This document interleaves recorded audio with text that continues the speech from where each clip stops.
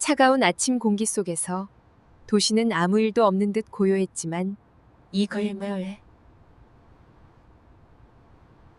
문이 열리며 한 여성이 조용히 들어섰습니다. 사람들의 시선이 일전히 그녀에게로 향했습니다. 그 남자는 순간 마치 시간이 멈춘 듯 여자를 바라보며 몸을 움츠했습니다. 그날 서울 한복판 화려한 빌딩 33층 모두가 숨을 죽인 면접 대기실 문이 천천히 열렸습니다. 초라한 옷차림의 여자가 열이 오른 4살 아이를 품에 안은 채 모습을 드러냈습니다. 순식간에 퍼진 속삭임, 차가운 시선, 규정을 들이대는 직원들. 하지만 그 순간 대기실 끝에서 한 남자가 움직이지 못한 채 굳어버렸습니다. 재벌 그룹 부사장 강도연. 그는 눈앞에 여인을 보는 순간 숨이 막혔습니다. 10년 전 자신의 생명을 구해준 뒤 흔적도 없이 사라졌던 바로 그 여자였기 때문입니다. 대체 무슨 일이 있었던 걸까요? 생명의 은인은 왜 초라한 모습으로 면접장에 나타난 걸까요? 그리고 그녀가 품에 안은 4살 아이의 정체는 무엇일까요? 이 운명적인 재회가 두 사람의 인생을 어떻게 뒤바꾸게 될까요? 이 충격적인 이야기의 전말이 궁금하시다면 지금 바로 구독 버튼을 눌러주세요. 평범해 보이는 사람들의 숨겨진 이야기를 이 채널에서 매일 전해드립니다. 안녕하세요. 저는 윤서진입니다. 올해 32이 되었습니다. 지금은 마트 야간 정리 아르바이트를 하며 4살짜리 딸 하린이를 키우고 있습니다. 사실 제 얼굴은 늘 피곤해 보일 겁니다. 낮에는 아이를 돌보고 밤에는 일하고 새벽에 집에 오면 잠깐 눈을 붙였다가 다시 하루가 시작되니까요. 저는 원래 꿈도 많고 활발한 사람이었습니다. 대학 시절엔 봉사동아리 회장도 했고 친구들도 많았습니다. 하지만 아이가 선천성 심장질환을 안고 태어나면서 모든 게 달라졌습니다. 생활비와 병원비가 눈덩이처럼 불어나면서 하루하루 버티는 게 먼저가 되어 버렸습니다. 대부분의 사람들은 아이와 함께 다니는 저를 보면 피곤하겠다, 힘들겠다 정도로만 생각하겠지요. 하지만 제 마음속에는 그 누구에게도 말하지 못한 일이 하나 있습니다. 그냥 세상과 조금 거리를 두고 살아야만 했던 이유, 조용히 숨어 살고 싶었던 이유가 있었거든요. 제 과거를 아는 사람은 아무도 없습니다. 저는 일부러 연락처를 바꾸고 살던 동네를 떠났습니다. SNS도 모두 지웠고 옛 친구들과도 연을 끊었습니다. 혹시라도 제 과거가 하린이에게 상처가 될까봐 두려웠으니까요. 매일 밤 마트에서 진열대를 정리하면서 생각합니다. 이렇게 살아도 괜찮은 걸까? 하지만 선택의 여지가 없었습니다. 아이를 지켜야 했으니까요. 그날 면접은 제게 정말 마지막 기회였습니다. 야간 알바만으로는 아이 치료비가 턱없이 부족했거든요. 다음 달 할인이의 수술비가 필요했고 그 돈을 마련할 방법은 이 면접뿐이었습니다. 그런데 그날 아침 할인이가 갑자기 열이 오르고 숨이 가빠졌습니다. 병원에 들렀다 가면 면접 시간을 놓칠 것 같았지만 그렇다고 아이를 혼자 둘 수도 없었습니다. 동네 아는 사람도 없었고 급하게 부탁할 친구도 없었습니다. 결국 저는 아이를 품에 안고 면접장으로 갔습니다. 빌딩 로비에 들어서자마자 경비원의 시선이 따가웠습니다. 엘리베이터 안에서도 사람들이 한 발씩 물러섰습니다.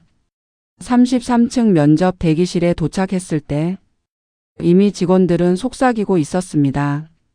아니, 애를 데리고 면접에 온다고? 저러면 회사 분위기 흐린다니까. 요즘 맘충들 정말. 저는 익숙했습니다. 오래전부터 들려오던 말들이니까요. 하지만 아이의 숨소리가 점점 가빠져서 한 손으로 등을 두드리며 진정시키기만 했습니다. 제 서류를 받은 직원은 인상을 찌푸리며 말했습니다. 지금 여기가 어딘 줄 아세요? 면접장인데 애를 데리고 오시면 어떡합니까? 저는 고개를 숙이며 사과했습니다. 하지만 그 직원은 계속 규정을 들이댔습니다. 그런데 그때였습니다. 복도 끝에서 낮고 묵직한 목소리가 들렸습니다. 저분 기다리게 하지 마세요. 그 목소리를 듣는 순간 저는 이유도 모르게 심장이 철렁 내려앉았습니다. 익숙했습니다. 분명 어디선가 들은 적이 있는 목소리였습니다. 면접장 안에 들어가자 한 남자가 차분한 눈빛으로 저를 바라보고 있었습니다. 그 사람, 강도현 부사장. 정장을 완벽하게 차려입은 그의 모습은 10년 전 제가 봤던 모습과는 너무 달랐습니다. 그가 제 얼굴을 오래 바라보는 듯 했지만 저는 고개를 숙일 수밖에 없었습니다.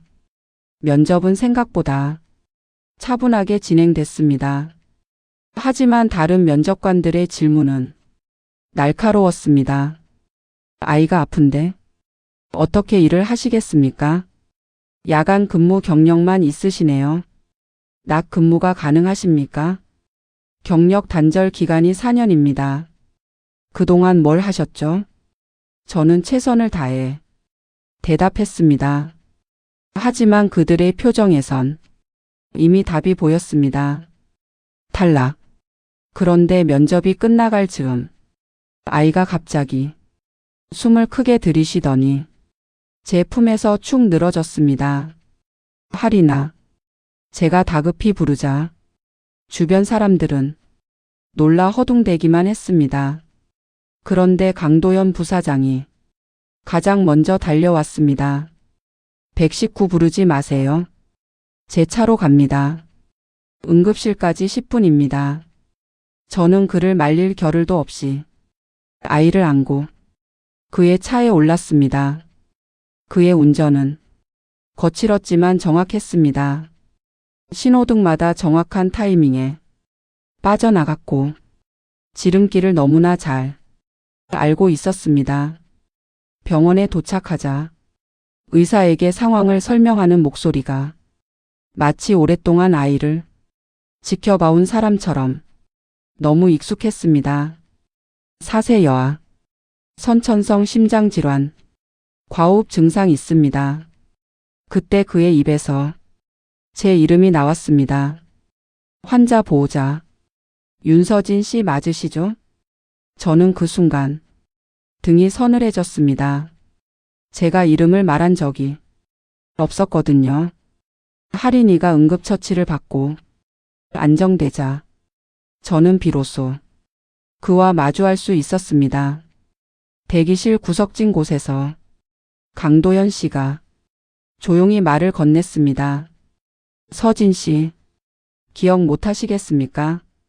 저는 고개를 들 수 없었습니다. 기억하고 있었습니다. 아니, 잊을 수가 없었습니다. 10년 전 그날, 비가 억수같이 쏟아지던 밤이었습니다. 저는 편의점 야간 알바를 마치고 집으로 가는 길이었습니다. 그런데 도로 한쪽에 사람이 쓰러져 있었습니다. 온몸이 피투성이었고 의식도 희미했습니다. 차에 치인 것 같았지만 주변엔 아무도 없었습니다. 저는 망설이지 않고 그를 끌어안았습니다. 119에 전화했지만 빗길 교통사고가 많아 30분은 걸린다고 했습니다. 저는 우산으로 그를 가리고 제 옷을 벗어 지혈을 했습니다. 그의 손은 얼음장처럼 차가웠습니다. 살아줘야 해요. 제발. 제가 계속 말을 걸자 그가 희미하게 눈을 떴습니다. 그리고 제 손을 꼭 잡았습니다. 고맙습니다. 그 한마디를 남기고 그는 다시 의식을 잃었습니다. 구급차가 도착하고 그는 병원으로 실려갔습니다. 저는 경찰에게 간단한 진술만 남기고 집으로 돌아왔습니다. 며칠 뒤 병원에서 연락이 왔습니다. 환자가 의식을 찾았고 은인을 찾는다고 했습니다. 하지만 저는 병원에 가지 않았습니다. 뉴스를 보니 그 사람은 재벌가 차남이었습니다. 저와는 너무 다른 세상 사람이었습니다. 그리고 그 무렵 제 인생에도 큰 일이 생겼습니다. 아버지가 사기를 당해 전 재산을 잃었고 빚더미에 앉았습니다. 저는 학교를 그만두고 일을 시작했습니다. 그렇게 몇 년이 흘렀고 저는 할인이를 낳았습니다. 그리고 조용히 숨어 살기로 했습니다. 강도현 씨는 담담하게 말했습니다. 10년 동안 제가 가장 찾고 싶었던 사람이었습니다. 그는 천천히 이야기를 풀어놓았습니다. 사고 후 의식을 찾고 가장 먼저 한 일이 저를 찾는 것이었다고 했습니다. 하지만 제가 남긴 연락처는 끊겼고 주소도 비어 있었다고 했습니다. CCTV를 뒤지고 목격자를 찾았지만 단서는 없었다고 했습니다. 당신이 입고 있던 편의점 유니폼, 그 지역 모든 편의점을 찾아다녔습니다. 하지만 이미 그만두신 뒤였죠. 그는 매년 그날만 되면 그 장소를 찾았다고 했습니다. 혹시 제가 나타날까 하는 희망으로. 하지만 저는 나타나지 않았습니다. 그러다 오늘 면접장에서 당신을 봤습니다.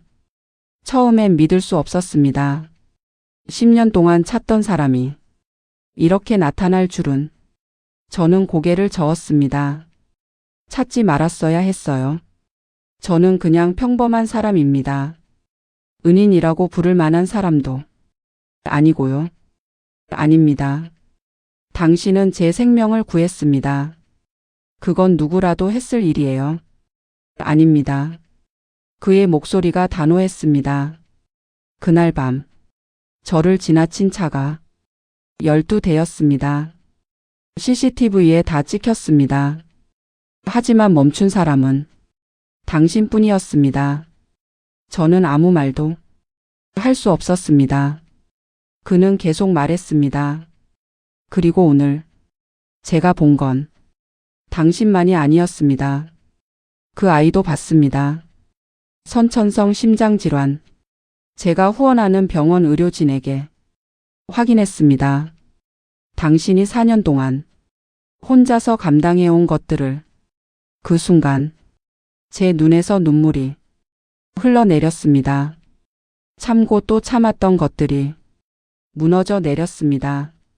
서진 씨, 이제 제가 도울 차례입니다. 저는 그의 제안을 거절했습니다. 며칠 뒤 할인이가 태어나고 저는 다시 일상으로 돌아갔습니다.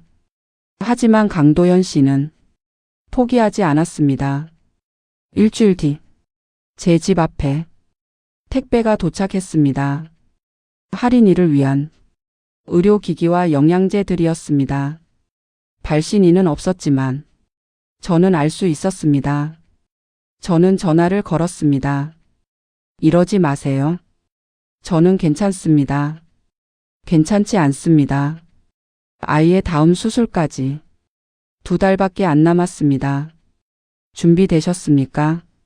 저는 말문이 막혔습니다. 그가 어떻게 그것까지 알고 있는지. 제발 도움을 받으세요. 이건 시혜가 아닙니다. 제 빚을 갚는 겁니다. 빚은 이미 없습니다. 그냥 살려드린 것뿐이에요. 그럼 친구로 생각해 주세요. 친구. 그 단어가 이상하게 들렸습니다. 재벌 부사장과 마트 야간 알바가 친구라니. 하지만 그의 목소리는 진심이었습니다. 며칠이 지나 이번에 면접을 봤던 회사에서 연락이 왔습니다. 합격이었습니다. 저는 의아했습니다. 분명 떨어졌다고 생각했는데 출근 첫날 인사팀 직원이 조심스럽게 말했습니다. 부사장님이 직접 추천하신 분이시더라고요. 아이 때문에 힘드시면 재택근무도 가능하다고 하셨고요. 저는 그날 퇴근하고 바로 강도연 씨를 찾아갔습니다. 그의 사무실은 빌딩 최상층에 있었습니다. 왜 이러시는 겁니까? 제 인생에 이렇게 간섭하시는 이유가 뭡니까? 그는 창밖을 바라보며 천천히 말했습니다. 10년 전 그날 밤, 제가 깨어났을 때 가장 먼저 든 생각이 뭔지 아십니까? 다시 살아야겠다. 그리고 저를 살린 그 사람을 꼭 찾아야겠다. 그게 전부였습니다. 저는 조금씩 마음을 열기 시작했습니다. 새 직장은 생각보다 괜찮았습니다. 재택근무 덕분에 할인일을 돌보면서 일할 수 있었습니다. 급여도 야간 알바 때보다 3배나 많았습니다. 처음으로 수술비를 모을 수 있다는 희망이 보였습니다. 어느 날 퇴근길에 강도연 씨와 마주쳤습니다. 요즘 어떠세요? 덕분에 잘 지내고 있습니다. 할인이는요?